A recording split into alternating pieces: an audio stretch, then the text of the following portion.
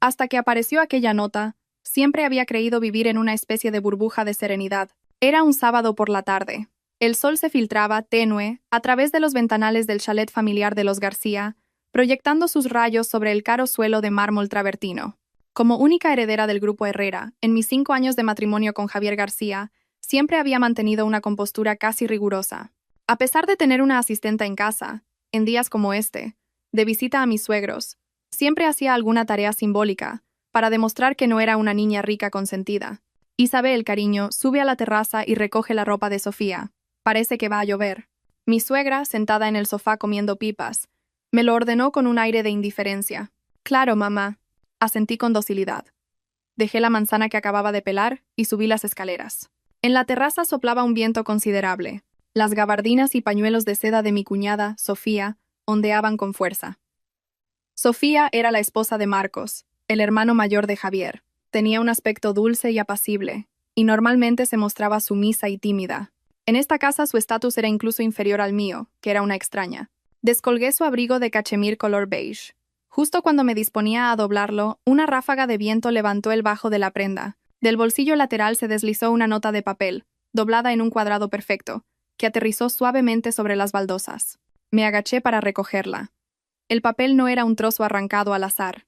Era el tipo de papel berjurado de alta calidad que Javier usaba en su despacho, con una sutil filigrana. Un impulso inexplicable me llevó a desdoblarla. Una caligrafía familiar saltó a la vista. Era la letra de Javier, fluida y enérgica, con ese aire de arrogancia que él confundía con elegancia. El sitio de siempre. Martes 22, 0 hora. 8 palabras. 8 palabras que, como un cuchillo romo, desgarraron de golpe un rincón de mi vida apacible. Mi corazón se contrajo violentamente, seguido de un silencio que me zumbaba en los oídos. El sitio de siempre. Martes. Lo recordaba perfectamente. Cada martes por la noche, Javier llegaba tarde con la excusa de una reunión de directivos o un partido de pádel con clientes. Y Sofía. Los martes solía ir a su supuesta clase de arreglos florales. Así que era eso. Todas las coincidencias se unieron en ese preciso instante. No estallé de inmediato. Tampoco rompí a llorar desconsoladamente como en las telenovelas. Al contrario, una calma sin precedentes se apoderó de mí. Era un instinto forjado en años de negociaciones comerciales. Cuanto mayor es la crisis, más hay que relegar las emociones. Apreté la nota. Las yemas de mis dedos palidecieron por la fuerza. Miré rápidamente a mi alrededor. La terraza estaba vacía. Solo un geranio, en plena floración, se mecía con el viento, como si se burlara de mi estupidez. Guardé la nota en mi bolsillo, cogí la ropa y volví, como si nada, a la habitación de invitados del segundo piso. Aún no había nadie allí. De mi bolso saqué una pluma estilográfica y un bloc de notas. El papel de mi bloc era, casualmente, de una textura similar al que usaba Javier. Me senté en el escritorio, respiré hondo y cerré los ojos. La caligrafía de Javier apareció en mi mente. Imitar su letra era uno de mis pequeños talentos. Lo había perfeccionado en la universidad para firmar por él en las clases a las que faltaba. Nunca imaginé que tendría que usar esa habilidad en una situación como esta. Si queréis jugar, entonces jugaremos a lo grande. La nota original era una cita, un código secreto. Para romper esa complicidad necesitaba sembrar el caos. Tomé la pluma y, sobre el papel, imité la escritura de Javier, ligeramente cursiva y ligada. Escribí una nueva frase. Mi hermano no vuelve esta noche. La frase estaba cargada de insinuaciones. Si Sofía la veía, ¿qué pensaría? Creería que era una señal de Javier, un mensaje para indicarle que esa noche tendrían la casa para ellos solos. Doblé la nota falsa por los pliegues originales y volví rápidamente a la terraza. La metí de nuevo en el bolsillo del abrigo de cachemir de Sofía. En cuanto a la nota original, la rompí en pedazos minúsculos y la tiré por el inodoro del baño. Tras hacerlo todo, me miré en el espejo. Mi maquillaje era impecable, pero mi mirada era fría como el hielo. Isabel Herrera, bienvenida al mundo real. Durante la cena, me comporté con la misma elegancia de siempre. Javier se sentó a mi lado, sirviéndome vino con delicadeza. Su apariencia era tan refinada que, de no ser por la nota desaparecida, probablemente seguiría atrapada en su red de ternura. Sofía estaba sentada enfrente, llevando puesto el abrigo beige. Su mano, de forma inconsciente, se metió en el bolsillo. En ese instante capté un destello de sorpresa en su rostro, seguido de un sonrojo incontrolable y un brillo oscuro en sus ojos. Levantó la vista rápidamente hacia Javier, luego la bajó a toda prisa, con una sonrisa tímida y expectante dibujada en los labios. Javier la miró, extrañado, sin entender por qué su cuñada de repente le dirigía miradas tan cargadas de sentimiento. Yo, desde mi sitio, lo observaba todo con frialdad, masticando lentamente una comida que me sabía a nada. Por dentro había iniciado una cuenta atrás. El hermano de Javier, Marcos, era camionero de larga distancia y pasaba mucho tiempo fuera. Esa era una de las razones por las que Sofía y Javier se sentían tan seguros. Pero lo que no sabían es que, antes de la cena, yo le había enviado un WhatsApp a Marcos, aparentemente casual. Marcos, he oído que las carreteras están complicadas con la DGT. Si llueve, busca un área de servicio y descansa. No te fuerces, que en casa nos preocupamos por ti. Marcos era un hombre responsable y familiar. Al ver un mensaje tan considerado de su cuñada, y sabiendo que el pronóstico anunciaba una fuerte tormenta para esa noche, lo más probable es que decidiera volver a casa antes de tiempo. Cayó la noche y la tormenta llegó, tal como estaba previsto. Me tumbé en la cama, escuchando la respiración acompasada de Javier a mi lado. Dormía profundamente, incluso con una leve sonrisa de satisfacción. Quizás, en sus sueños, ya se había hecho con el control total del grupo Herrera, deshaciéndose de mí, su trampolín. Yo no dormí, esperé. A las 2 de la madrugada, un relámpago rasgó el cielo seguido por el estruendo de un trueno. Justo en ese intervalo, un grito agudo y desgarrador provino de la habitación del fondo del pasillo, el dormitorio de Sofía y Marcos. Ah, pero ¿cómo es que has vuelto? Inmediatamente después, el rugido furioso de un hombre. ¿Para quién te vistes así? ¿Y qué es esto? ¿Qué son estos papeles? Javier se despertó de un salto. ¿Qué pasa? ¿Qué ha sido eso? Encendí la lámpara de la mesilla y lo miré, inexpresiva. Parece que viene de la habitación de tu hermano. El rostro de Javier cambió. Sin ni siquiera ponerse las zapatillas, salió corriendo de la habitación. Yo, con toda la calma del mundo, me puse una bata de seda y lo seguí. Cuando llegamos al pasillo, mis suegros también salían de su cuarto, asustados y en pijama. La puerta de la habitación de Marcos estaba abierta de par en par. La luz del pasillo iluminaba la escena interior como un cuadro esperpéntico. Sofía, vestida con un provocativo camisón de encaje, estaba acurrucada en una esquina de la cama, temblando. En su cara aún se reflejaba el pánico, y Marcos, aquel hombre normalmente tranquilo y bonachón, tenía los ojos inyectados en sangre. En sus manos apretaba varios documentos esparcidos, y a sus pies yacían los restos de un jarrón roto. «Marcos, ¿qué pasa? Hablando se entiende la gente». Javier entró, intentando mediar. «Hablando. ¿Cómo quieres que hable?» Marcos apartó a Javier de un empujón y le arrojó los papeles a la cara a Sofía. «Mira lo que ha hecho esta zorra a mis espaldas. Aprovechando que no estoy en casa para vestirse como una puta. Y esto». Marcos señaló los papeles en el suelo, con el dedo temblando. «Son las escrituras de la vieja casa de mis padres, y este acuerdo de transferencia de acciones. Sofía, ¿qué coño pretendías? ¿Vaciar la casa para largarte con otro?» Yo me quedé en el umbral, mi mirada recorriendo los documentos del suelo. Era un borrador de un acuerdo de cesión de acciones de una de las filiales del Grupo Herrera. Era evidente que Sofía no había tenido tiempo de firmarlo antes de que Marcos la sorprendiera. Ella creyó que la nota de Javier era una señal de vía libre para esa noche. Así que, impaciente, había preparado su ofrenda, se había puesto su uniforme de batalla y esperaba la llegada de su amante. Qué lástima que quien entró fue su marido. ¿No es así? Sofía lloraba a lágrima viva, buscando con la mirada a Javier como pidiendo ayuda. Javier estaba paralizado, más pálido que el papel. Obviamente, había reconocido aquellos documentos. Eran los activos que llevaba tiempo intentando conseguir de mí, sin éxito. «Isabel, ¿qué demonios está pasando aquí?» La voz aguda de mi suegra rompió el silencio, buscando, como siempre, a alguien a quien culpar. Me apoyé en el marco de la puerta, con los brazos cruzados y una sonrisa gélida en los labios. Yo también me lo pregunto. Sofía, vestida así a estas horas, con el acuerdo de acciones que Javier lleva tanto tiempo pidiéndome en las manos, ¿a quién esperaba? Aquella frase fue como un jarro de agua helada que extinguió cualquier atisbo de esperanza en la habitación. El aire en el salón se había vuelto denso y pegajoso, como aceite rancio. Asfixiante. Eran las 3 de la madrugada y toda la familia García estaba reunida. Sofía, envuelta en su abrigo de cachemir beige sobre el indecoroso camisón de encaje, sollozaba en un sofá individual. Marcos, en el sillón principal, sostenía un cigarrillo con una mano que temblaba tanto que no acertaba a encenderlo. Mis suegros sentados a un lado tenían el rostro lívido, sus miradas oscilando entre Sofía, Javier y yo, y Javier, mi maravilloso esposo, estaba de pie junto a la mesa de centro, con el ceño fruncido, como si fuera la única víctima inocente en todo este embrollo. «Habla», Marcos por fin consiguió encender el cigarro y dio una calada profunda. Sofía, hoy me vas a dar una explicación. ¿Qué pasa con esa nota? ¿Y de dónde han salido esos documentos? Sofía levantó la cabeza, con los ojos hinchados. Temblando, sacó del bolsillo del abrigo la nota que yo había falsificado y la puso sobre la mesa. Me la dio Javier. Su voz era un susurro, pero en el silencio del salón resonó como una explosión. Todas las miradas se clavaron en Javier. Las pupilas de Javier se contrajeron, pero reaccionó al instante, adoptando una expresión de incredulidad absoluta. Cuñada, se te puede ir la mano con la comida, pero no con las palabras. ¿Desde cuándo te escribo yo a ti estas cosas? Agarró la nota y, tras mirarla, soltó una risa amarga y la golpeó contra la mesa. Mi hermano no vuelve esta noche. Sí, es mi letra, pero yo jamás he escrito algo así. Es una imitación. Alguien me está tendiendo una trampa. Su mirada se giró bruscamente hacia mí, con un destello de veneno en los ojos que ocultó rápidamente tras una máscara de agravio.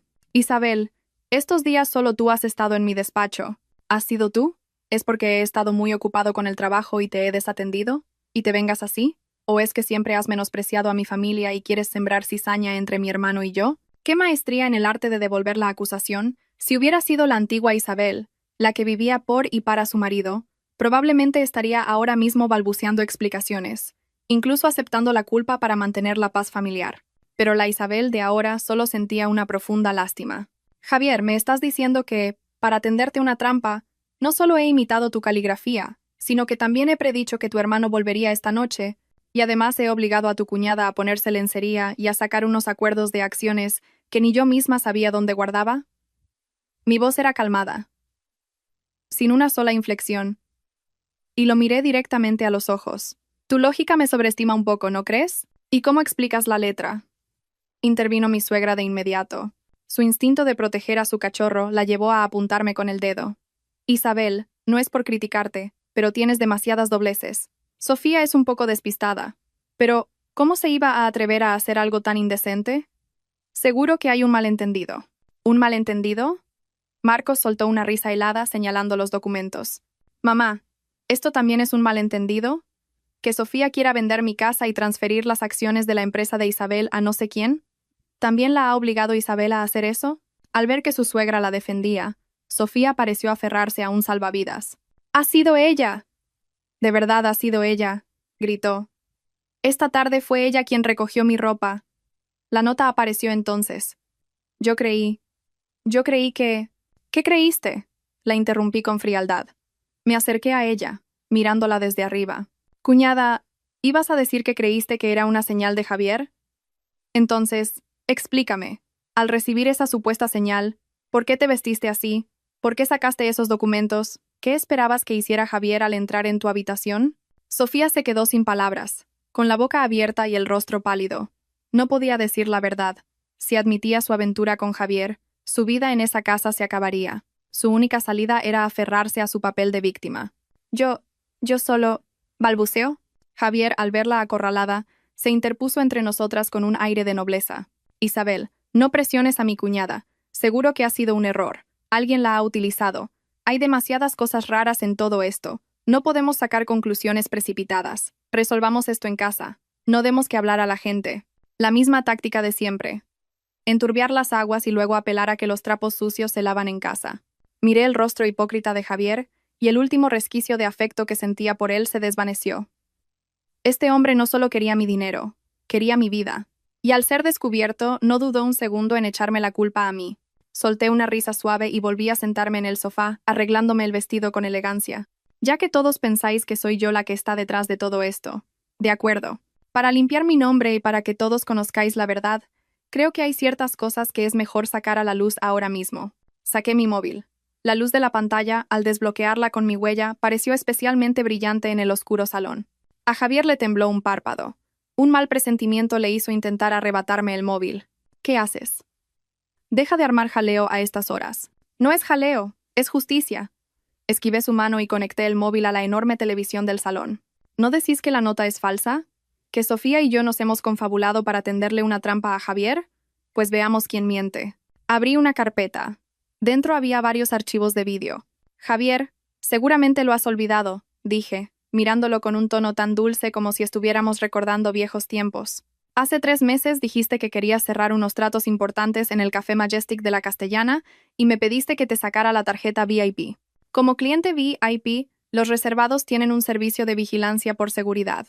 Normalmente no se activa, pero si configuras una modalidad de supervisión especial en la cuenta, graba todo lo que ocurre. El rostro de Javier perdió todo su color. Se quedó petrificado, como si le hubieran arrancado el alma. ¿Qué estás diciendo? Su voz temblaba. Digo que os invito a ver una película. Pulsé el play. La pantalla del televisor se iluminó con una imagen de altísima definición. El fondo era el elegante reservado de la cafetería. En la imagen, un hombre y una mujer estaban sentados frente a frente. El hombre era Javier. La mujer, Sofía. La fecha indicaba el martes pasado a las 22:00 hora. En el vídeo, la mano de Javier sostenía la de Sofía. Sofía, mi amor, aguanta un poco más, decía con voz melosa. Consigue primero los papeles de la vieja casa. En cuanto consiga sacar esos proyectos de las manos de Isabel, no tendremos que rendirle cuentas a nadie. Entonces te llevaré de viaje por Europa. Sofía, en el vídeo, respondía con un puchero coqueto. No me engañarás, ¿verdad? Esa estirada se ha vuelto muy lista últimamente. He visto que no para de revisar las cuentas. Tranquila, no es más que una niña rica que solo sabe gastar dinero. ¿Qué va a entender ella de gestionar una empresa? En cuanto me firmes ese acuerdo de cesión de acciones, tengo 1000 maneras de dejarla fuera de juego.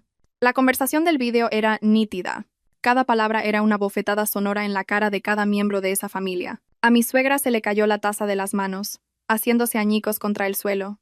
Mi suegro, con los ojos como platos, señalaba el televisor con los labios temblorosos. Marcos se levantó de un salto, con los ojos a punto de salírsele de las órbitas, clavados en la pareja de adúlteros de la pantalla, y la Sofía de la vida real se había desplomado en el sofá, con el rostro ceniciento. Pulsé la pausa. La imagen se congeló en el rostro codicioso y triunfante de Javier.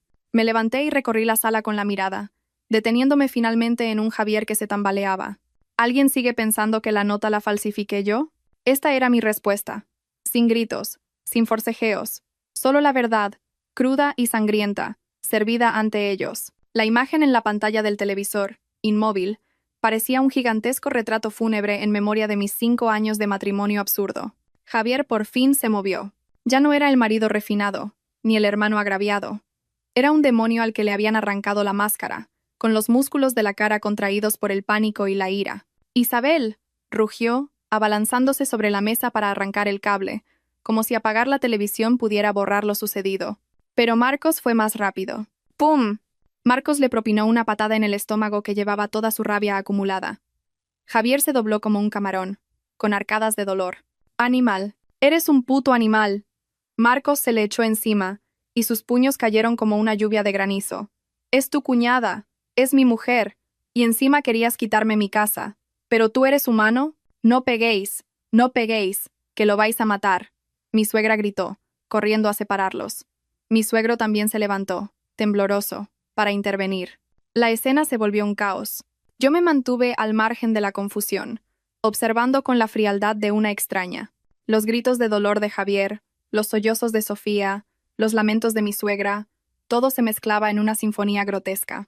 Este era el hogar armonioso que tanto me había esforzado en proteger. Qué feo, qué frágil. Después de un buen rato consiguieron separar a Marcos. Javier yacía en el suelo, con la cara hinchada, la boca ensangrentada y su camisa de marca hecha jirones. Se sentó con dificultad, jadeando, y se limpió la sangre de los labios. Cuando levantó la vista hacia mí, su disfraz había desaparecido por completo. En su lugar, solo había un odio desnudo y crudo. «Lo sabías desde el principio, ¿verdad?», escupió, con la voz rota. «¿Sabías lo de Sofía y yo, y te hacías la esposa perfecta? Solo esperabas este momento para reírte de toda mi familia». Sí, admití, sin rodeos. Si no fuera porque necesitaba confirmar qué era exactamente lo que queríais quitarme, te habría echado a la calle hace mucho tiempo. ¿Echarme a la calle? Javier soltó una carcajada, como si hubiera oído el chiste del siglo. Se apoyó en la mesa para levantarse, tambaleándose, pero con una nueva arrogancia. «Isabel, no olvides que soy el subdirector general de la empresa. La mayoría de las operaciones están en mis manos. Los sellos de los proyectos clave también los tengo yo. ¿Quieres echarme? ¿A qué hago que las acciones de Herrera se desplomen mañana?» Por fin mostraba sus colmillos. Este era el verdadero Javier. El hombre de origen humilde que, tras 5 años de aparente sumisión, escondía una ambición voraz. Ya lo tenía todo planeado. Había usado mi confianza para ir carcomiendo, paso a paso, el control de la empresa. Y tú, Javier, se giró hacia una Sofía paralizada por el miedo. No te hagas la inocente. Ya lo has visto en el vídeo. Fuiste tú, por codicia, la que quiso una parte del dinero de Herrera. Ahora que todo ha estallado, a la mierda con todo. Isabel, todavía no nos hemos divorciado. Como mínimo, tendrás que darme la mitad de los bienes gananciales. Sofía, aterrorizada por su mirada cruel, no se atrevía ni a llorar. Mi suegro, por fin recuperado, golpeó el suelo con su bastón. ¡Desgracia! ¡Qué desgracia! Javier, ¿cómo has podido hacer algo así? ¿No te da vergüenza con tu hermano y con Isabel? ¿Vergüenza? Javier se giró bruscamente y le gritó a su propio padre. Desde que éramos pequeños, vuestros ojos solo han estado para el primogénito. Todo lo bueno era para él. ¿Y yo qué? Saqué las mejores notas, entré en una gran empresa, me casé con una heredera y, para vosotros, solo soy un mantenido. Llevo 5 años partiéndome el lomo en el grupo Herrera y nadie me ha respetado nunca. Estoy reclamando lo que me pertenece. ¿Qué hay de malo en ello? Sus gritos resonaron en el salón. Miré a aquel hombre histérico y sorprendentemente me sentí en calma. El hombre que una vez me recogía del trabajo bajo la lluvia, que me preparaba infusiones calientes cuando tenía dolores menstruales, en realidad siempre había vivido consumido por el resentimiento. ¿Lo que te pertenece? Di un paso al frente. El tacón de mi zapato resonó en el suelo. Javier, ¿tienes algún concepto erróneo de la ley? ¿O de verdad crees que no me iba a enterar de tus contabilidades B y de los activos que has desviado? Las pupilas de Javier se contrajeron. ¿Qué quieres decir? Te di una oportunidad. Saqué un dossier de mi bolso. Era un inventario preliminar de activos que don Ricardo, mi abogado, me había preparado. Si solo hubiera sido una infidelidad, nos habríamos divorciado amistosamente. Pero tu error, tu imperdonable error, fue meter las manos en la empresa que me dejó mi padre. Esa era mi línea roja. Le arrojé los documentos. Estos son los 370,000 euros que has desviado en los últimos 6 meses a través de facturas falsas y operaciones con empresas pantalla. Lo has hecho con discreción, pero si quiero investigar, cada céntimo puede ser rastreado. Javier, esto no es solo un divorcio contencioso. Esto es apropiación indebida. Y eso se paga con la cárcel. ¿Me estás amenazando? El rostro de Javier cambió, pero intentó mantenerse firme. Soy un alto ejecutivo. Esas son operaciones comerciales normales. Si son normales o no, te lo dirán la policía y los auditores. Miré mi reloj. Las 4 de la madrugada. Ah, y un recordatorio. Desde el momento en que se proyectó ese vídeo, he notificado al Departamento de Seguridad de la empresa. Tu tarjeta de acceso ha sido desactivada. Mañana a primera hora convocaré una junta extraordinaria para proponer tu cese como subdirector general. Javier por fin entró en pánico. No esperaba que actuara tan rápido, tan drásticamente.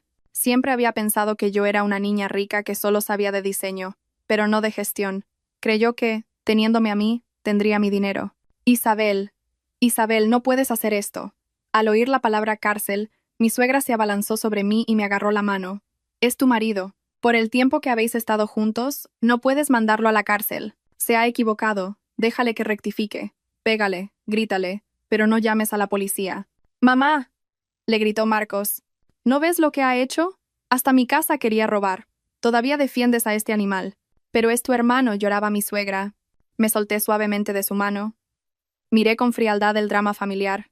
Mamá, las oportunidades se las di. Me arreglé el cuello de la blusa y me dirigí a la entrada. Esta noche no duermo aquí. Javier, mañana a las 9 de la mañana, con tus papeles, en el registro civil. Quizás así podamos terminar esto con dignidad. Si no te presentas. Me detuve, giré la cabeza y le dediqué una última mirada gélida. Entonces espera la citación de mi abogado y del juzgado. Dicho esto, abrí la puerta principal. Afuera, la lluvia caía a cántaros. El viento frío, cargado de gotas, me golpeó la cara, pero me sentí más lúcida y liberada que nunca. A mis espaldas oía los gritos de Javier y los lamentos de mi suegra, pero no me di la vuelta. La guerra había comenzado, y yo no iba a perder. Tras abandonar el chalet de los García, no fui a nuestro apartamento en el centro, sino que conduje directamente al Hotel Palace y reservé una suite ejecutiva por una larga temporada. Necesitaba la seguridad y la privacidad de un lugar así. A las 5 de la madrugada, sentada frente al ventanal, observaba cómo la ciudad despertaba bajo la tormenta. Sostenía una taza de café caliente. El agotamiento físico me invadía, pero mi mente estaba extraordinariamente activa. Sin descansar llamé a mi abogado, don Ricardo. Don Ricardo, disculpe la hora, estoy lista. Don Ricardo era el mejor amigo de mi padre y el asesor legal principal del Grupo Herrera. Antes de morir, mi padre le hizo prometer que me protegería. Aunque ya estaba jubilado, seguía como asesor honorífico, y siempre había visto con recelo mi matrimonio desigual. Al otro lado, la voz tranquila de don Ricardo sonó. Isabel, por fin has abierto los ojos. Sí, los he abierto, respiré hondo. Voy a activar el plan D. A las 9 de la mañana estaba en el despacho privado de don Ricardo. Su pelo era plateado, pero su mente seguía afilada. Sin hacer preguntas innecesarias, me deslizó un grueso dossier por la mesa. Aquí tienes la solicitud de medidas cautelares. Mi equipo ha trabajado toda la noche en los detalles. En cuanto firmes, la presentaremos en el juzgado para congelar todas las cuentas bancarias y de valores a nombre de Javier, así como los fondos que él puede movilizar como subdirector de Herrera. Tomé la pluma y firmé sin dudarlo. Segundo asunto. Don Ricardo abrió otro dossier. La modificación de los estatutos de la empresa. Aunque eres la accionista mayoritaria, Javier ha colocado a mucha gente de su confianza, especialmente en los departamentos financiero y de marketing. Para acabar con él, primero hay que cortar sus alas. Aquí tienes una lista. Todos ellos tienen trapos sucios que podemos usar. Miré los nombres familiares de la lista y sentí un escalofrío. Mientras yo vivía en mi burbuja de felicidad, Javier había convertido la empresa en un colador. Habla con ellos uno por uno, cerré el dossier, con una determinación feroz en la mirada. A los que no acepten la indemnización por despido, se les lleva por la vía legal. Quiero blindar la empresa en una semana. Excelente, asintió don Ricardo, satisfecho. Luego su expresión se tornó más compleja. Isabel, una cosa más. El vídeo demuestra su infidelidad y su intención de desviar activos, pero para que constituya un delito penal con pruebas directas, falta algo. Necesitamos pruebas más contundentes, como los documentos falsificados originales o los registros de transferencias concretas. Lo sé, saqué un pendrive de mi bolso. Esto lo copié de su despacho anoche, aprovechando el caos. Borró los registros de su ordenador, pero yo le había instalado un software de copia espejo. Aquí están sus correos con varias empresas pantalla y algunos borradores de contratos en los que imitaba mi firma. Don Ricardo tomó el pendrive, con una mezcla de sorpresa y orgullo en la mirada. Isabel, eres incluso más decidida que tu padre. Con esto, si Javier no acaba hundido, poco le faltará. En ese momento, sentí una seguridad que hacía tiempo que no experimentaba. No provenía de la promesa de un hombre, sino de pruebas legales y una lógica implacable. Este era mi arsenal, mi munición para el contraataque. Don Ricardo, una cosa más, me levanté y me acerqué a la ventana. Quiero que Javier se vaya sin nada. Y no solo eso, quiero que devuelva hasta el último céntimo que se ha llevado, con intereses. ¿Y Sofía? Hice una pausa. La imagen de su rostro codicioso y cobarde apareció en mi mente. Sofía es la clave. Don Ricardo pareció leerme el pensamiento. Ella y Javier son socios, pero su alianza es extremadamente frágil. En cuanto haya un reparto desigual de beneficios o un riesgo enorme, se devorarán el uno al otro. Lo entiendo, me di la vuelta, con una sonrisa fría. Por eso no pienso demandar a Sofía directamente. Primero le daré una pequeña esperanza, y luego la hundiré en la desesperación. Cuando salí del despacho, la lluvia había cesado. El sol atravesaba las nubes, deslumbrándome. Saqué el móvil y vi decenas de mensajes y llamadas perdidas de Javier. El contenido iba desde súplicas y disculpas hasta amenazas e insultos. Una exhibición de la miseria humana. No respondí. Lo bloqueé directamente. Quería que entrara en pánico, que dudara, que no supiera cuál sería mi siguiente movimiento. El miedo a lo desconocido es la peor de las torturas. Ahora, tenía que ir a ver a una persona, una pieza crucial en este tablero de ajedrez, pero la más fácil de pasar por alto, Marcos. Quedé con Marcos en una antigua cafetería de barrio. El lugar era tranquilo, con reservados discretos y, lo más importante, estaba cerca del polígono industrial donde él solía trabajar. A las 2 de la tarde, Marcos llegó. Parecía haber envejecido 10 años en una noche. Tenía barba de varios días, los ojos inyectados en sangre, y su cazadora de siempre estaba manchada de ceniza. Al entrar en el reservado y verme, desvió la mirada, avergonzado. Isabel abrió la boca con la voz ronca. Cuñado, lo siento. Que en mi familia haya pasado esta vergüenza. Es culpa mía. No supe controlar a esa mujer. Le serví un café con leche. Marcos, no es culpa tuya. Ambos somos víctimas. Marcos agarró la taza con manos temblorosas. Se bebió el café hirviendo de un trago, como si quisiera quemar el fuego que sentía por dentro. He encerrado a Sofía en casa. Dice que Javier la obligó. Que si no le obedecía, Javier se encargaría de que me despidieran de la empresa de transportes. Isabel, ¿tú te crees esto? ¿Un hermano liándose con su cuñada por dinero? Noté la vacilación de Marcos. Sofía era lista. Sabía que Marcos era un hombre sentimental y fácil de convencer. Echarle la culpa a Javier y presentarse como una víctima coaccionada era su única salida. Si Marcos cedía, el fuego no se extendería. Marcos, ¿dice que la obligaron? Dejé la jarra de leche y saqué un documento de mi bolso. Eran los movimientos bancarios de Sofía que don Ricardo había conseguido. Entonces, mira esto. Marcos cogió los papeles con recelo. A medida que los leía, su rostro se fue endureciendo. Es una cuenta secreta a nombre de tu mujer, señalé varios ingresos de grandes cantidades. Hace 3 meses, 5.000 euros. Hace 2, 10.000. La semana pasada, justo antes de que planearan actuar, un ingreso de 20.000. El remitente ha dado varias vueltas, pero el propietario real de estas empresas pantalla es Javier. Marcos, si la obligaron, ¿por qué aceptó el dinero? Si la coaccionaron, estos 35.000 euros son una indemnización por daños morales. Los dedos de Marcos se aferraban al papel, los nudillos blancos por la presión. Y no me detuve ahí. Saqué el móvil y puse la segunda parte del vídeo, la que no había mostrado en casa. Cariño, en cuanto tengamos el dinero, nos vamos al extranjero, decía Sofía en el vídeo, acurrucada junto a Javier. Dejaremos a ese cabeza cuadrada de Marcos en el pueblo, que se quede con su casa ruinosa para toda la vida. Total, como no puede tener hijos, es un maldito inútil.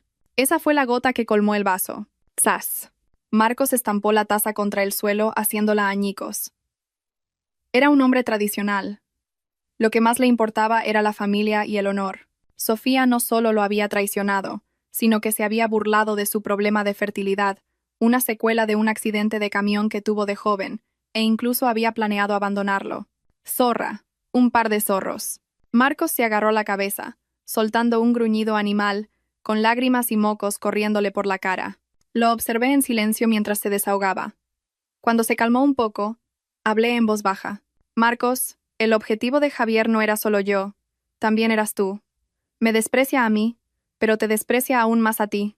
Para él, solo somos sus fuentes de ingresos. Una vez agotados, nos desecha. Sofía ahora le echa la culpa a él porque sabe que Javier está acabado. Quiere aferrarse a ti como un salvavidas para seguir chupándote la sangre. Marcos levantó la cabeza. Sus ojos enrojecidos brillaban con una furia asesina. Isabel, dime qué quieres que haga. Con tal de hundir a ese par de cabrones te doy mi vida si hace falta. No quiero tu vida, Marcos. Le ofrecí un pañuelo. Quiero que seas mi testigo. ¿Qué testigo?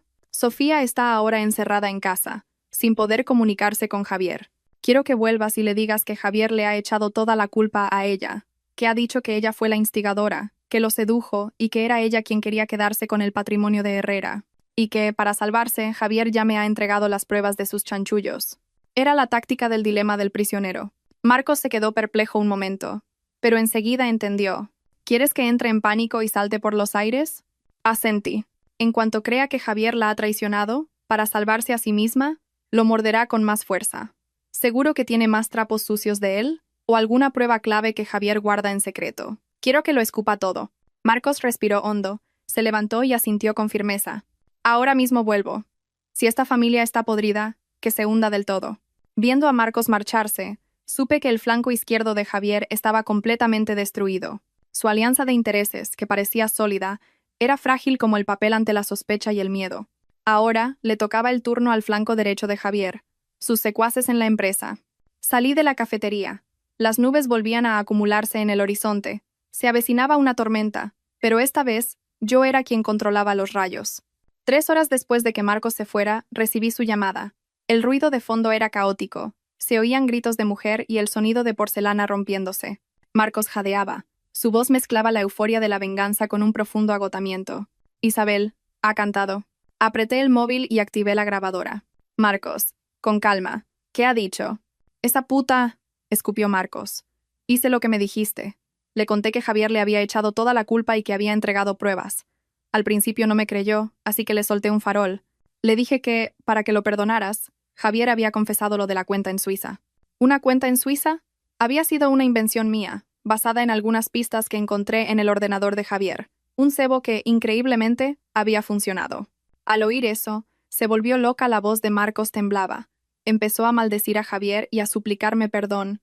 Dijo que esa cuenta la abrió Javier a nombre de ella, que hay casi 2 millones de euros. Son las comisiones que Javier ha ido sacando de los proyectos de la empresa. Y Y una parte es dinero negro que blanqueó usando mi empresa de transportes. Mi corazón dio un vuelco. ¿Blanqueo de capitales? Javier era más osado de lo que pensaba. La apropiación indebida le habría costado unos años de cárcel, pero el blanqueo era mucho más grave. Y, encima, había implicado a la empresa de Marcos. Marcos, ¿tú sabías algo de esto? Pregunté con seriedad. ¿Qué coño iba a saber yo? Exclamó Marcos. Me dijo que algunos pagos era mejor hacerlos en B para evitar impuestos. Que le hiciera el favor. Pensé que siendo mi hermano no me la jugaría. ¿Quién iba a pensar que estaba usando mi empresa de tapadera? Vale, Marcos, no te alteres. Si no lo sabías y colaboras con la investigación, no debería haber grandes problemas, lo tranquilicé. ¿Sofía tiene pruebas? Sí. Dice que, para tenerla controlada, Javier le dejó guardar copias de algunas transferencias y capturas de conversaciones. Están en su móvil viejo, escondido debajo del colchón. Ya lo tengo. Perfecto. Marcos, lleva ese móvil ahora mismo a don Ricardo. Te mando la dirección. Que no se entere nadie, especialmente mis suegros. Tranquila. Esos dos solo saben llorar. No se puede contar con ellos. Marcos colgó. En esta partida Sofía se había derrumbado por completo. Atrapada entre el miedo y la rabia de la traición, no solo había revelado el as en la manga de Javier, sino que también había entregado la prueba más importante. En ese momento, el chalet de los García debía de ser un campo de batalla. Podía imaginar a Sofía, histérica, y a mis suegros, impotentes ante el escándalo. Aquel hogar que una vez fue aparentemente perfecto y feliz, finalmente mostraba su interior putrefacto. Pero no sentí ni una pizca de compasión. Era el precio de su codicia.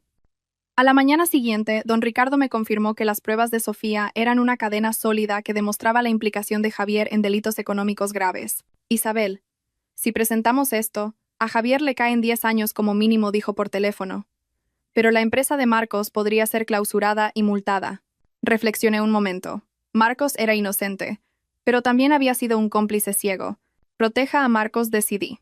Don Ricardo, preparé una defensa para él, que demuestre su desconocimiento y cargue toda la responsabilidad sobre Javier y Sofía. Si hay que pagar una multa y él no puede, la cubriré yo. ¿Estás segura? ¿No es una cantidad pequeña? Marcos fue el cuchillo que reventó el globo. No puedo dejar que se rompa, dije, mirando los rascacielos por la ventana, con firmeza. Además, comparado con lo que voy a recuperar, ese dinero es insignificante. En este frío campo de batalla de intereses, conservar un ápice de humanidad era quizás la mayor diferencia entre Javier y yo. Mientras tanto, Javier empezó a moverse. Se dio cuenta de la desaparición de Sofía y del caos en casa. Llamó a Marcos innumerables veces, sin respuesta. Finalmente, me llamó a mí, pero tampoco contesté. El miedo nace de la incertidumbre. Que se consumiera en ella un poco más. Con el frente familiar asegurado, era hora de la batalla campal en el terreno empresarial. Lunes por la mañana. Sede del Grupo Herrera. Vestida con un traje de chaqueta oscuro de corte impecable y tacones de 8 centímetros, entré por primera vez en la sala de juntas como presidenta en funciones. A ambos lados de la mesa se sentaban los directivos y consejeros. Javier también estaba allí, pero no en su asiento de subdirector, sino relegado al final de la mesa. Estaba demacrado, con ojeras profundas y una barba incipiente. Al verme entrar, una sombra de odio cruzó su mirada, pero la ocultó tras una expresión de víctima agraviada. Señores consejeros, estimados compañeros, dije, de pie en la cabecera, sin sentarme. Mi mirada recorrió la sala. He convocado esta reunión extraordinaria por un único motivo: iniciar un proceso de auditoría interna en la compañía. Un murmullo de sorpresa llenó la sala. Una auditoría interna era sinónimo de terremoto en cualquier empresa. Señora presidenta, ¿no es esto un poco precipitado? Ramón, el director de marketing, fue el primero en oponerse. Era un hombre de confianza de Javier. ¿Precipitado? Lo miré con frialdad. En el informe financiero del último trimestre hay 3 partidas de gastos de marketing, por un total de 500.000 euros, cuyo destino es incierto. Señor director, como responsable del departamento, ¿no debería estar usted más ansioso que yo por aclararlo? Ramón palideció, incapaz de articular palabra. Isabel, intervino Javier por fin, levantándose. Su voz era ronca. Sé que tenemos nuestros problemas, que las cosas en casa no van bien, pero no puedes traer los asuntos personales a la empresa. Una auditoría ahora sembrará el pánico entre los empleados y afectará a la cotización de las acciones. Su jugada era astuta. Intentaba presentar mi acción como una venganza personal, utilizando la sensibilidad de los accionistas hacia el valor de las acciones para presionarme. Efectivamente, algunos de los consejeros más veteranos empezaron a cuchichear, preocupados. Isabel, Una cosa son las peleas de pareja y otra la empresa, dijo uno de ellos, el señor López. Javier ha hecho un buen trabajo estos años. No hay por qué llegar a estos extremos. Miré a aquellos supuestos mentores y sonreí para mis adentros. Sabía perfectamente cuántos beneficios les había reportado Javier. El señor López tiene razón. La empresa debe seguir funcionando. Pulsé un botón y en la pantalla de proyección apareció un detallado informe de datos. Por eso, he contratado al equipo de contabilidad forense de PwC. Ellos revisarán la conformidad de todos los proyectos superiores a 50.000 euros de los últimos 3 años, sin interferir en las operaciones diarias. Al oír PwC, las pupilas de Javier se contrajeron violentamente. Era la firma de auditoría más prestigiosa e implacable del sector, imposible de sobornar. Además, continué, con un tono más grave, y para evitar conflictos de intereses durante la auditoría, propongo la suspensión de funciones del subdirector general, Javier García. Asumiré personalmente la gestión de todos sus proyectos. Hasta que no se conozcan los resultados de la auditoría, el señor García no podrá acceder a ningún documento confidencial ni al sistema financiero de la empresa. ¿Con qué derecho? Javier finalmente perdió la compostura y golpeó la mesa. Soy el subdirector nombrado por esta empresa. Sin una resolución del consejo, no puedes suspenderme. Sí que puedo. Saqué un documento de mi cartera. Era una autorización especial que mi padre había dejado. Según el testamento de mi padre, en caso de grave riesgo operativo o de presunta infracción grave por parte de la dirección, como su heredera, tengo poder de veto y de nombramiento de emergencia. Este era mi as en la manga. No lo había usado hasta ahora para proteger el orgullo de Javier, para que sintiera que había ascendido por sus propios méritos. Ahora, yo misma destrozaba su fantasía. Javier miró fijamente el documento, con los músculos de la cara crispados. Sabía que la partida había terminado. Bien, dijo, apretando los dientes y señalándome. Isabel Herrera, eres implacable. Ya nos veremos. Cogió su chaqueta y salió de la sala, furioso. Ramón intentó escabullirse tras él, pero lo detuve. Señor director, ¿a dónde va? Lo miré, con una mirada afilada como un cuchillo. El equipo de auditoría ya le está esperando en la puerta de su despacho. ¿O prefiere ir ahora mismo a explicarle a la policía el destino de esos 500.000 euros? Las piernas de Ramón flaquearon y se desplomó en su silla. En la sala reinaba un silencio sepulcral. Todos se dieron cuenta de que la que una vez fue una dulce heredera se había transformado en una reina implacable. Tras la reunión, volví a mi despacho. Mi cuerpo temblaba ligeramente, no de miedo, sino por la liberación de la tensión acumulada. Pero sabía que esto era solo el principio. Javier no se rendiría tan fácilmente. La auditoría avanzó más rápido de lo que esperaba. Bajo la lupa de los profesionales, las cuentas fraudulentas de Javier salieron a la luz como ratas de una alcantarilla. Inflar costes, crear empresas pantalla para desviar fondos, aceptar sobornos de proveedores. Cada cargo era suficiente para mandarlo a la cárcel por una larga temporada. Sin embargo, justo cuando creía tener la victoria asegurada, llegó el contraataque de Javier, y fue más ruin y desesperado de lo que jamás imaginé. El miércoles por la noche, nada más llegar al hotel, mi móvil empezó a vibrar sin parar. Notificaciones de redes sociales, mensajes de amigos, incluso insultos de números desconocidos, me llegaron como un tsunami. Abrí Twitter. El primer trending topic era: heredera cruel arruina a su marido. Entré y vi un vídeo cuidadosamente editado. En él, mis suegros, sentados en sillas de ruedas, aunque en realidad estaban perfectamente sanos, sostenían una pancarta frente a la sede del Grupo Herrera, llorando y acusándome: nuestra nuera, Isabel Herrera, es una maltratadora. Nos ha echado de casa, abusa de nuestro hijo, y hasta ha atacado a su propio cuñado. No podemos más.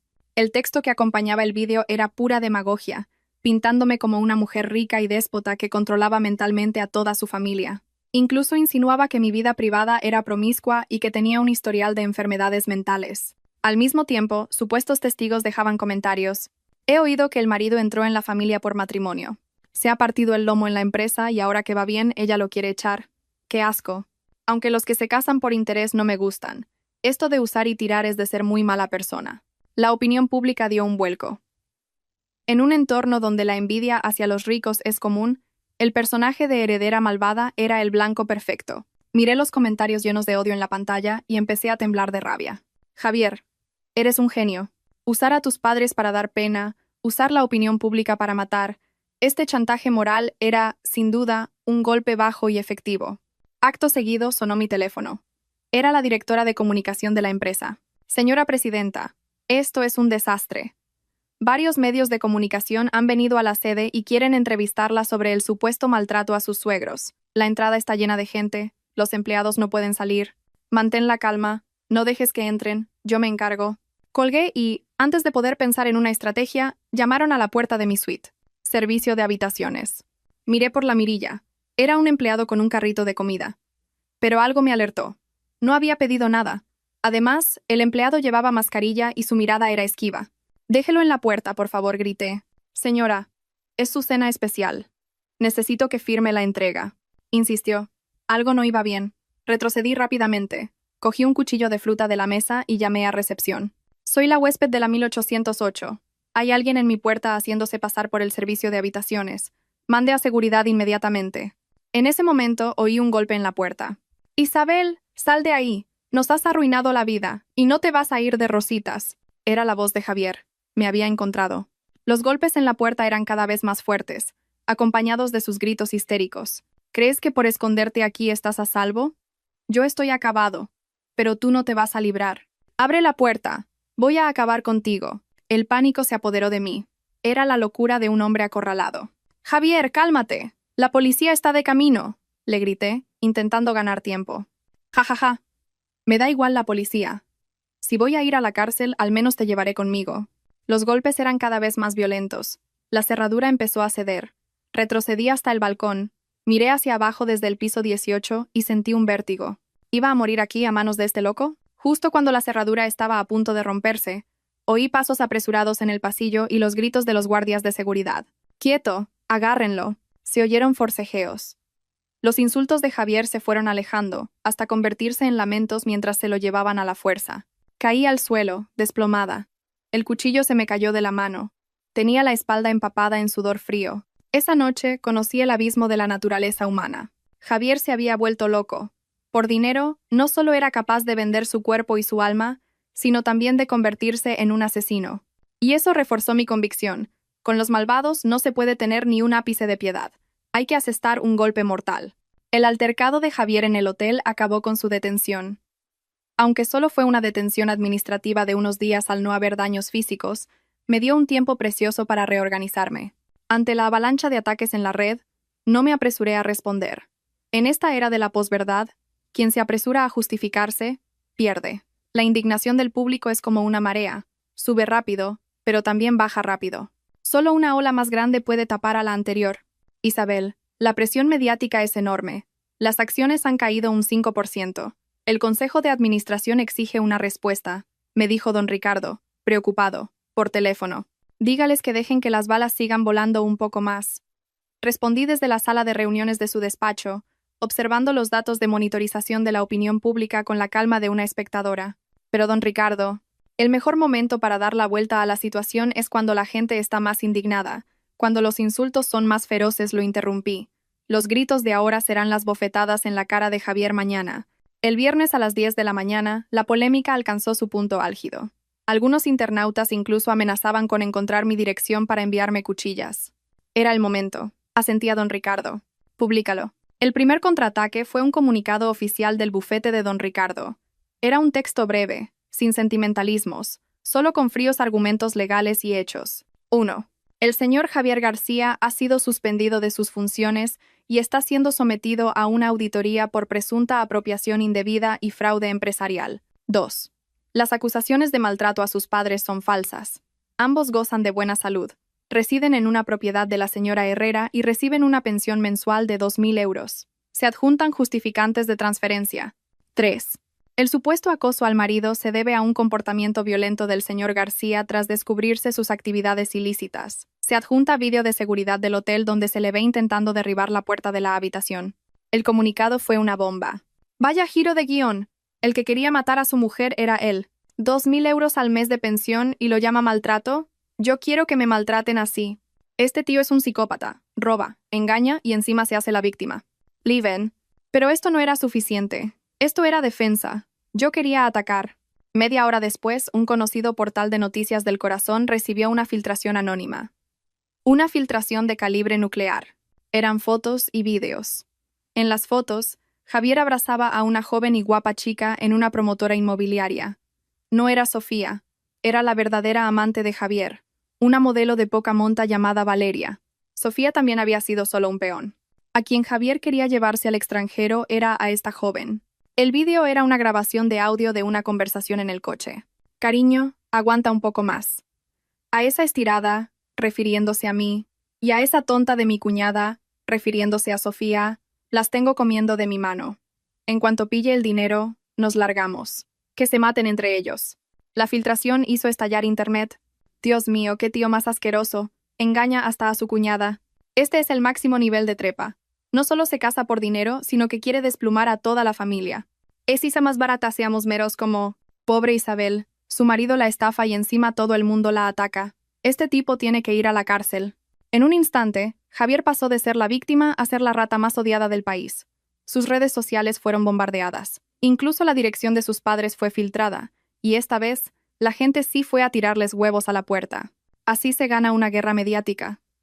Sin necesidad de bajar al barro. Solo hay que alimentar al público con la verdad. Poco a poco, su propia ira se encargará del resto. En ese momento, Javier, recién salido del calabozo, se enfrentaba a un infierno del que no podría escapar.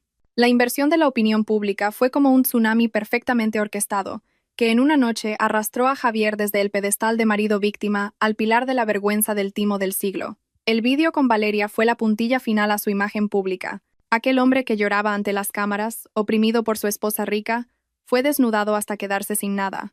Los internautas son implacables. No solo encontraron las transferencias de la casa que Javier le compró a Valeria, sino que, a través del fondo de la promotora, identificaron el edificio exacto. Javier no tenía dónde esconderse. Aquellos días, yo observaba desde la ventana de mi suite en el Palace, como una diosa impasible, el patético deambular de aquella hormiga sobre brasas. Me bombardeaba con mensajes, pasando de las súplicas. Isabel, déjame explicarte. Lo de Valeria es un malentendido. Me tendieron una trampa. A las maldiciones. Isabel, zorra venenosa, si quieres hundirme no te será tan fácil. Moriremos todos juntos. No respondí ni uno. Leía sus palabras como si observara los últimos estertores de un hombre ahogándose. Pero sabía que no se rendiría. Alguien tan narcisista y codicioso como Javier nunca admite la derrota hasta el final. Aún le quedaba una última carta. Aunque lo había suspendido de sus funciones y la auditoría estaba en marcha, había sido subdirector durante 3 años. Sus secuaces en el departamento financiero, las cláusulas ocultas en los contratos B, todo eso, eran las fichas con las que creía poder remontar la partida. Lunes por la noche. Llovía a cántaros. La ciudad estaba envuelta en una cortina de agua oscura. Recibí una llamada de Antonio, el jefe de seguridad de la empresa. Era un exmilitar, un viejo subordinado de mi padre, leal hasta la médula al grupo Herrera. Señora presidenta, ha picado el anzuelo, su voz era un susurro. Solo se oía la lluvia de fondo. Hace 10 minutos, Javier usó la tarjeta de acceso de emergencia y entró por la salida de incendios del garaje. Ahora mismo se dirige a la planta 28, al departamento financiero. Apreté el móvil. El corazón se me aceleró. Por fin. La tarjeta de acceso que deliberadamente dejé a su alcance era el cebo para que, en su desesperación, cometiera este error fatal. No lo alertes, ordené con calma. Graba todo su recorrido hasta el departamento financiero y cuando abra la caja fuerte. Lo quiero todo en alta definición, sin cortes, ni un segundo de interrupción. Entendido. ¿La policía? Avisadles en el preciso instante en que coja lo que busca. Lo quiero pillado con las manos en la masa. Colgué y abrí mi portátil, conectándome a la cámara oculta del departamento financiero.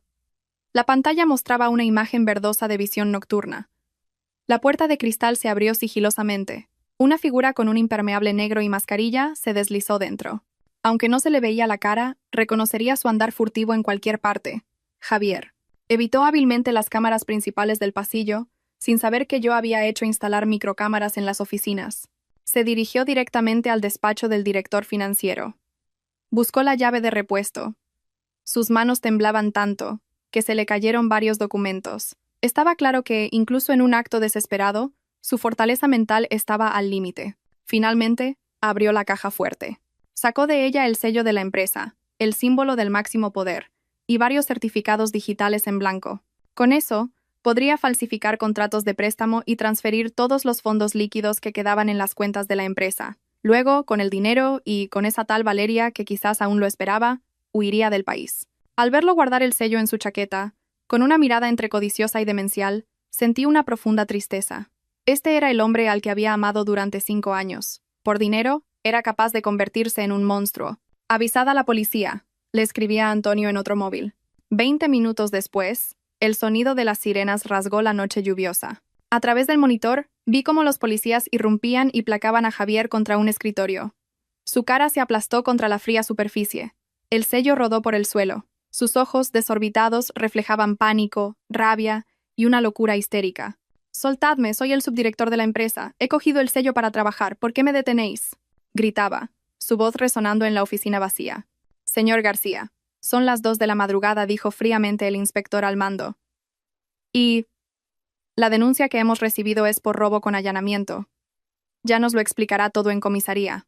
Viendo cómo se lo llevaban esposado, solté un largo suspiro.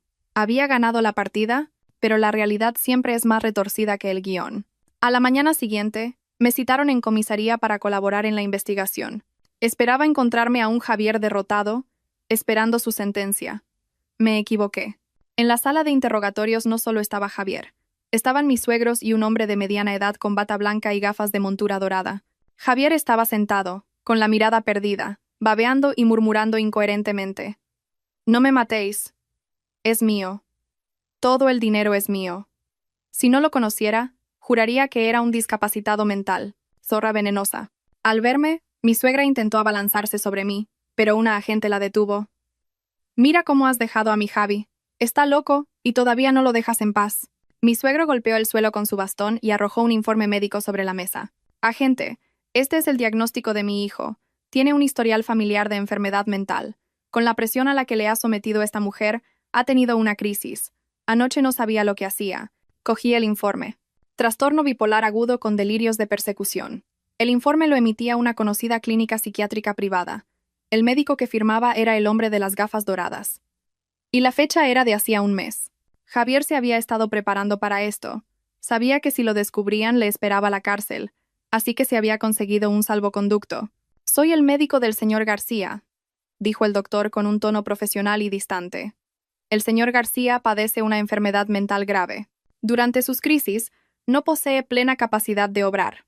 Su comportamiento de anoche, a mi juicio, es un claro episodio maníaco, impulsado por delirios de persecución.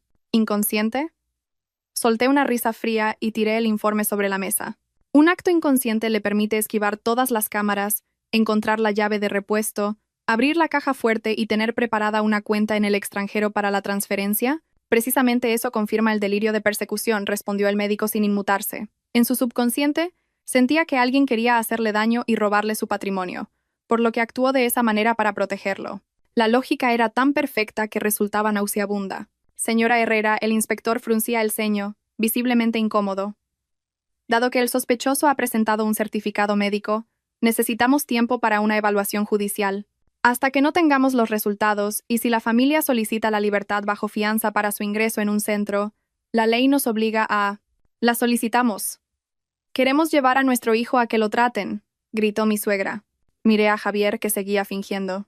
Tenía la cabeza gacha, pero vi de reojo el espasmo de triunfo en su boca.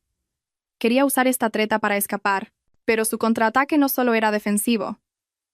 Era letal. Justo cuando iba a replicar, mi suegro sacó otro documento y lo golpeó sobre la mesa. «Agente, ya que hablamos de enfermedades mentales, nosotros también queremos denunciar algo», me señaló con un dedo tembloroso. «Esta mujer también está enferma, y mucho más que mi hijo».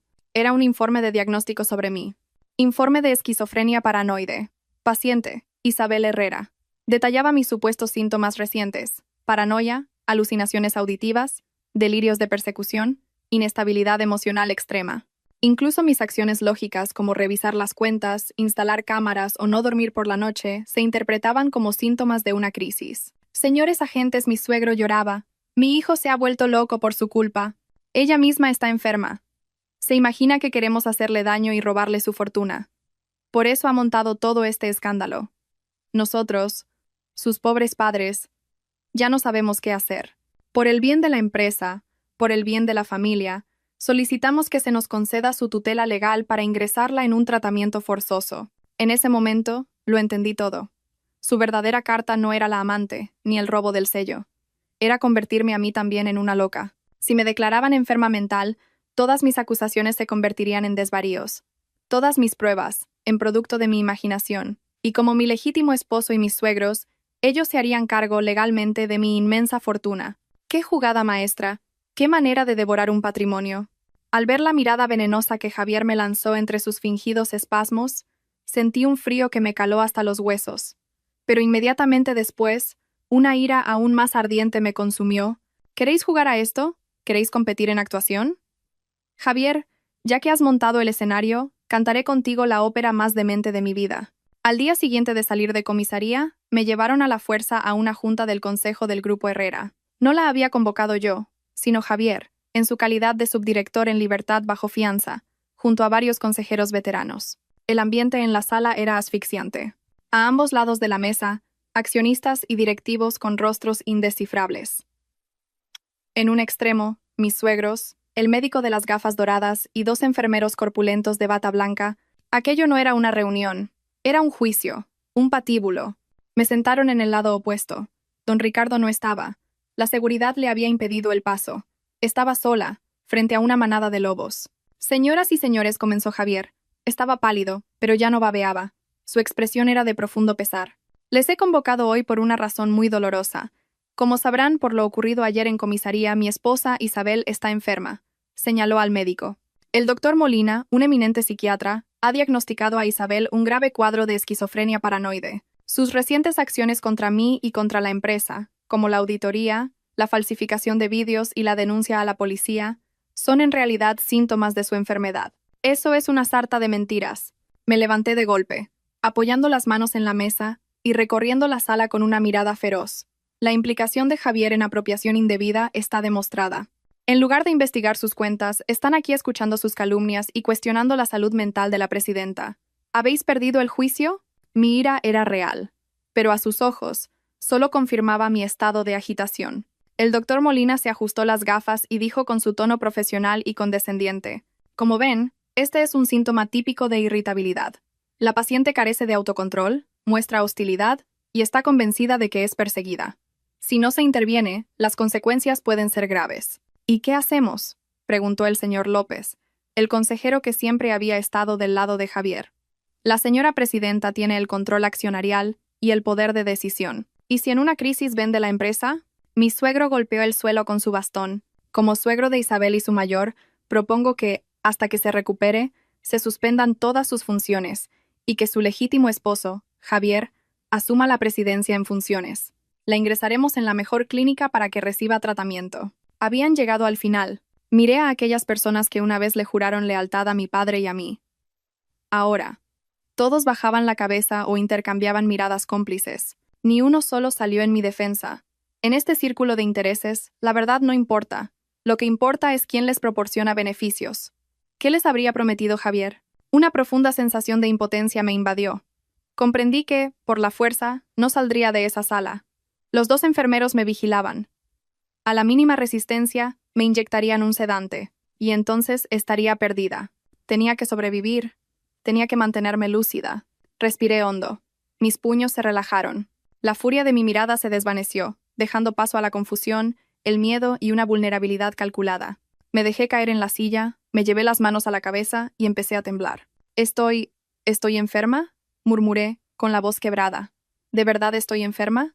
¿Por qué oigo voces que me insultan? ¿Por qué creo que todos queréis hacerme daño? Levanté la cabeza y miré a Javier con los ojos vacíos, mientras las lágrimas rodaban por mis mejillas. Javier, ¿de verdad estoy loca? ¿Esas cuentas, esos vídeos, son alucinaciones mías? Javier se quedó perplejo por mi cambio de actitud, pero una alegría incontenible brilló en sus ojos. Creyó que su táctica de acoso psicológico había funcionado. Creyó que finalmente me había quebrado. Se acercó y me rodeó los hombros con un brazo, con una ternura nauseabunda. Isabel, tranquila, solo estás cansada, estás enferma. Si te dejas tratar, todo irá bien. Yo me ocuparé de la empresa. Mis padres te cuidarán. Estoy tan cansada, me apoyé en él, conteniendo las ganas de vomitar. No quiero saber nada más, no quiero nada, pero no me encerréis, no me peguéis.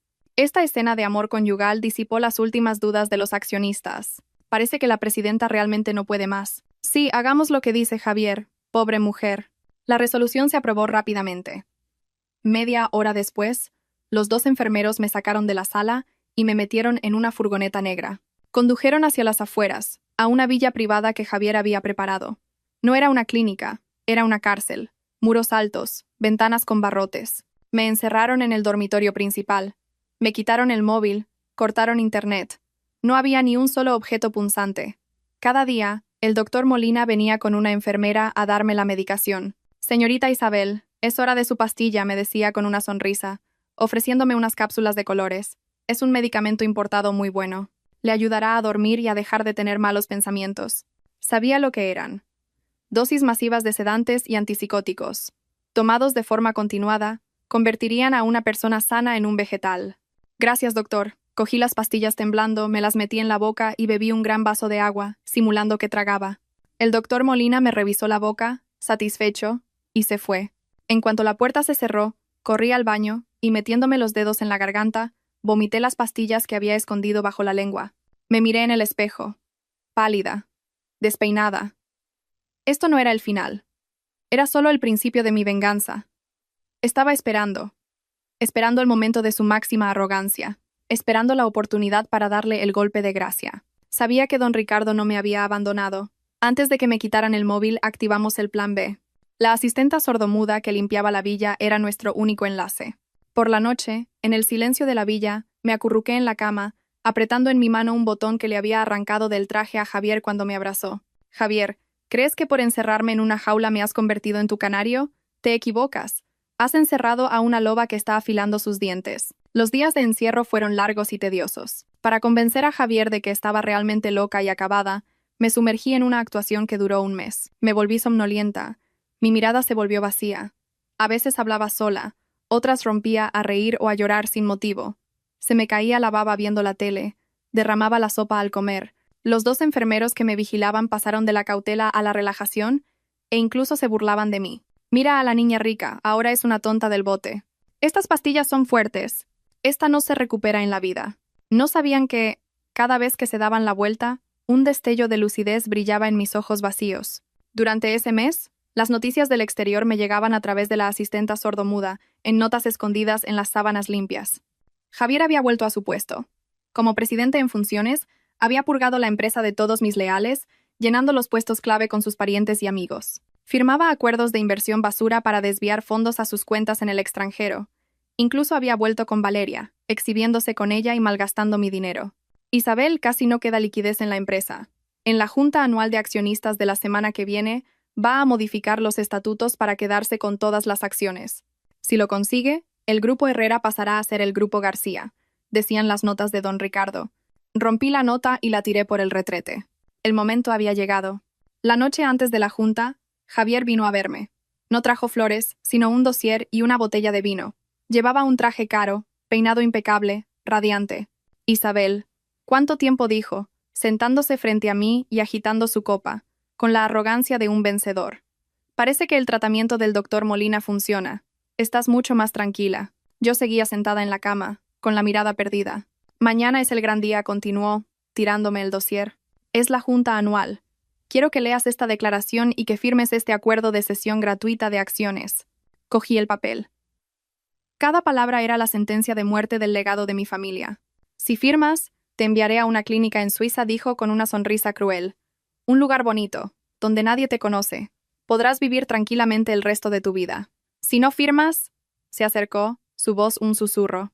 Podrías tener un accidente mortal en esta villa.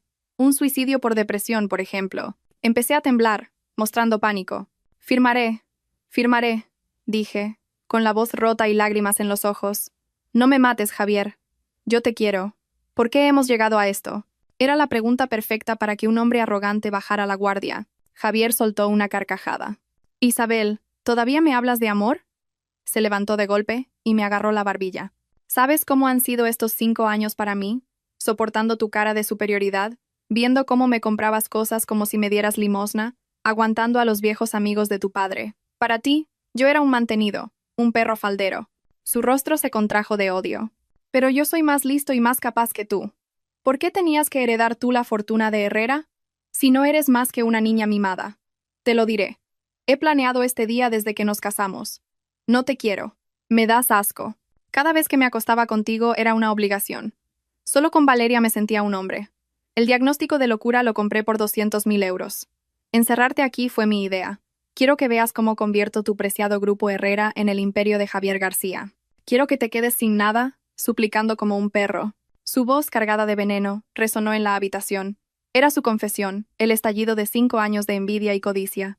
Él creía que yo lloraba de dolor. Y sí, lloraba por mis 5 años perdidos, por mi ceguera, pero mi mano, bajo las sábanas, apretaba el dispositivo de grabación de alta definición que don Ricardo me había hecho llegar a través de la asistenta, camuflado como un broche. La luz roja parpadeaba, registrando cada palabra, cada gesto de su fea alma. Vale, ya has llorado suficiente. Firma, dijo, soltándome y limpiándose la mano con asco. Tomé el bolígrafo y firmé. El sonido de la punta sobre el papel era la música fúnebre de Javier. Muy bien, dijo, satisfecho. Mañana, en la junta, compórtate como una verdadera loca y termina la función. No intentes nada raro. Hizo un gesto de cortarse el cuello y se fue, triunfante. Cuando la puerta se cerró, mis lágrimas y mi miedo desaparecieron. Fui a la ventana y vi su coche desaparecer en la noche. Javier, eres demasiado arrogante. Crees que has ganado, y por eso me has mostrado tu verdadera cara. No sabes que los cazadores suelen morir por su propia soberbia. Mañana será tu día del juicio. La Junta Anual de Accionistas, el evento más importante del año para el Grupo Herrera, se celebraba en el salón de un hotel de 5 estrellas, abarrotado de accionistas, directivos y, por capricho de Javier, decenas de medios de comunicación para retransmitir en directo su coronación. 2 corpulentos enfermeros me escoltaron hasta el interior. Llevaba un pijama de hospital arrugado, como parte del atrezo de Javier para remarcar mi enfermedad. El pelo revuelto, la mirada vacía. Los flashes de las cámaras me cegaron. Dios mío, es verdad, la presidenta está loca. ¡Qué pena! El Grupo Herrera va a cambiar de manos. Me llevaron hasta la mesa principal. Javier, en el centro, exultante. Mis suegros, a su lado, sonriendo con suficiencia. Señoras y señores, dijo Javier al micrófono, y el silencio se hizo. Hoy es un día difícil. Como ven, mi esposa, Isabel Herrera, por motivos de salud, no puede seguir al frente de la presidencia. Por el bien de la empresa, ha decidido confiarme plenamente su gestión. Me miró, su mirada una amenaza, su tono una caricia. Isabel dio unas palabras y firmamos. Me acercaron el micrófono. Lentamente, levanté la cabeza. Miré a la multitud, a las cámaras. La mano de Javier bajo la mesa me apretaba la muñeca con fuerza. Mi voz era un susurro tembloroso. Javier sonrió. Yo, Isabel Herrera, como presidenta del Grupo Herrera, declaró. Respiré hondo. Mi mirada se volvió afilada como un bisturí, y mi voz, de repente, resonó, clara y firme, por todo el salón. El cese inmediato de Javier García de todas sus funciones y que se llame a la policía. Silencio absoluto. La sonrisa de Javier se congeló. Isabel, estás teniendo una crisis. Médicos, llévensela, gritó, en pánico, intentando taparme la boca. Pero me levanté de un salto, lo aparté de un empujón y saqué de mi ropa el broche grabadora, sosteniéndolo en alto. No hacen falta médicos. Miren la pantalla. La gigantesca pantalla LED del salón se fundió a negro y, un segundo después, el vídeo de la noche anterior, con un sonido impecable, estalló en los altavoces. No te quiero. Me das asco. El diagnóstico de locura lo compré por 200.000 euros. Quiero que veas cómo convierto tu preciado Grupo Herrera en el imperio de Javier García. El caos se desató. Los periodistas disparaban sus cámaras como locos. El chat del directo explotó. ¡Es falso! ¡Es un montaje de esta loca!, gritaba Javier pálido como un muerto. Aún hay más, dije, mirándolo con desprecio. Don Ricardo, mi abogado, que estaba entre el público, subió al escenario con un equipo de personas, notarios y policías de la Brigada de Delitos Económicos. Aquí están todas las pruebas de la apropiación indebida, blanqueo de capitales y falsificación de sellos del señor García, dijo don Ricardo, dejando caer una pila de documentos sobre la mesa, incluyendo sus cuentas secretas en el extranjero y la transacción económica para comprar el falso diagnóstico psiquiátrico. No puede ser. Javier se desplomó en su silla, sudando a mares. Javier García, queda detenido, dijo el inspector, mostrándole las esposas. No, yo soy el presidente. Esta empresa es mía. Javier, como una bestia acorralada, cogió un cenicero de cristal y me lo lanzó. Isabel, te mato. La gente gritó, pero yo ni parpadeé. Antonio, el jefe de seguridad que estaba preparado, se abalanzó sobre él, lo derribó de una patada y lo inmovilizó en el suelo. Soltadme, soy inocente. Papá, mamá, ayudadme, gritaba, con la cara contra el suelo. Mis suegros, antes tan arrogantes, estaban escondidos bajo la mesa, sin atreverse a moverse. Me acerqué a Javier y lo miré desde arriba. No sentía miedo ni alegría por la venganza. Solo asco. Javier, dije al micrófono, con una voz fría y serena. Querías el Imperio Herrera. Bien. Te envío a la cárcel para que lo construyas, ladrillo a ladrillo. Los policías se lo llevaron. Al pasar a mi lado, me lanzó una mirada de odio puro. Pero ya nunca más podría hacerme daño. El salón estalló en aplausos. Los mismos accionistas que me habían dado la espalda ahora me aclamaban. Bajo los focos, lo observé todo. En mi corazón, solo había una calma inmensa. Había ganado la guerra. La caída de Javier provocó un terremoto en el grupo Herrera y en el círculo empresarial de la ciudad. La investigación policial destapó una red de corrupción. El doctor Molina fue inhabilitado y detenido. La clínica privada fue clausurada. Los secuaces de Javier en la empresa fueron despedidos y los implicados en delitos, procesados. Mis suegros, por complicidad, fueron interrogados, y aunque no fueron a la cárcel por su edad, su reputación quedó destrozada. 3 meses después, en el juicio, me presenté como testigo. Javier, con la cabeza rapada y el uniforme de preso, parecía un hombre acabado.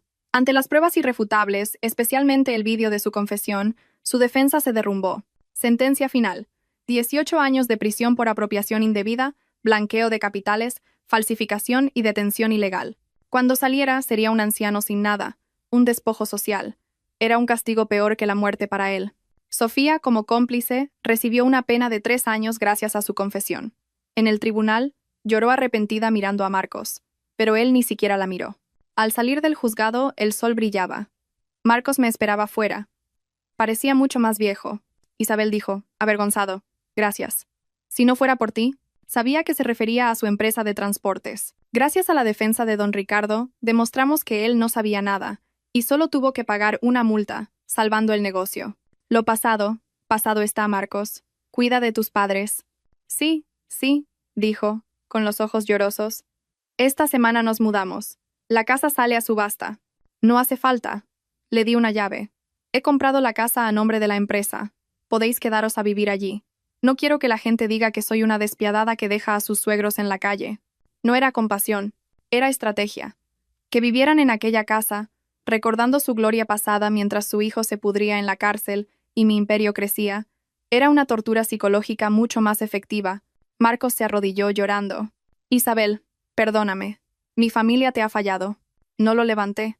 Ya ha pasado todo, dije. De vuelta en la empresa, firmé el último nombramiento. La purga había terminado. El grupo Herrera entraba oficialmente en la era de Isabel Herrera. Isabel, has cambiado. Te pareces más a tu padre, me dijo don Ricardo. Quizás, respondí, mirando por la ventana. En este mundo, si no enseñas los colmillos, te comen. Por cierto, ¿y Valeria? Preguntó. La modelo. Intentó huir del país con el dinero de Javier, pero fue detenida en el aeropuerto. Como el dinero era ilícito, ha sido acusada de encubrimiento. Sonreí.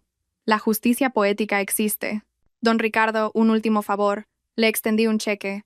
Done este dinero a un centro de salud mental, que creen un fondo para ayudar a mujeres que sufren de verdad por violencia doméstica y traumas emocionales. Don Ricardo asintió. Una gran idea. Todo había terminado.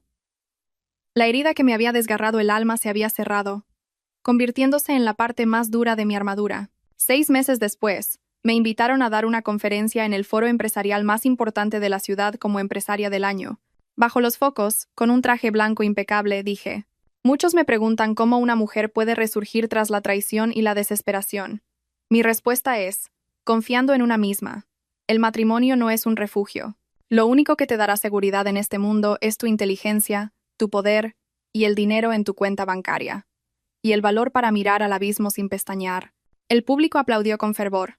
Más tarde, en el cóctel, muchos de los que antes me habían despreciado, ahora me adulaban. Así es el mundo. Cuando eres débil, todos son tus enemigos. Cuando eres fuerte, todos te sonríen. Cansada, salí a la terraza. La noche era fresca, la ciudad brillaba. ¿Qué diría mi padre si me viera ahora? El móvil vibró. Era un mensaje de Marcos. Una foto del jardín de la vieja casa. Un geranio que se había secado, había vuelto a brotar. Isabel, hoy es el cumpleaños de Javier. Mis padres han ido a verle. Dicen que se está portando bien. Ha vuelto a florecer la planta. Quería que la vieras. Miré la foto sin sentir nada. El nombre de Javier era solo un eco lejano. Borré la foto sin responder. El olvido es la mejor venganza para quien no merece ni el odio. Señora Herrera, ¿sola por aquí? Una voz amable sonó a mi espalda. Me giré. Era Alejandro, un joven CEO con el que estábamos negociando una alianza. La charla ha sido magnífica. Especialmente esa frase sobre confiar en una misma. Pura experiencia, sonreí. He oído que le gusta el vino, dijo, ofreciéndome una copa. ¿Me concedería el honor de invitarla a mi bodega este fin de semana? Era una invitación clara. La antigua Isabel, herida, habría huido. La nueva Isabel, que ya no temía amar porque podía permitirse el riesgo del desamor, que tenía su propio imperio y una fortaleza inquebrantable, sonrió. Para ella, un hombre ya no era una necesidad, sino un complemento. Por supuesto acepté, chocando mi copa con la suya. Será un placer. El tintineo del cristal sonó en la noche. Miré la ciudad, un mar de luces. La vida de Isabel Herrera no había hecho más que empezar. En ese momento, me quité un anillo que llevaba en el dedo para tapar la marca de la alianza. La marca había desaparecido. La piel estaba lisa, como nueva. Lo guardé en el bolsillo, sin anclajes en el pasado, sin expectativas para el futuro, solo el presente. Este era mi renacimiento.